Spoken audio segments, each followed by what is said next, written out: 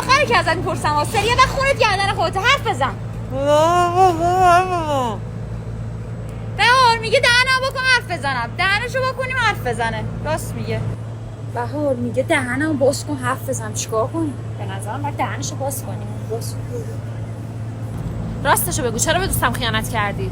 بابا من خیانت نکردم، بذارید من صحبت کنم. آخه بابا به خدا من فقط در پارکینگ رو براش باز کردم، من اصلا رو نمیشناسم. آخه مرتی که خیانت کن، من عمرم پای تو گذاشتم که تو روز روشن جلو چشای من به من خیانت کنی؟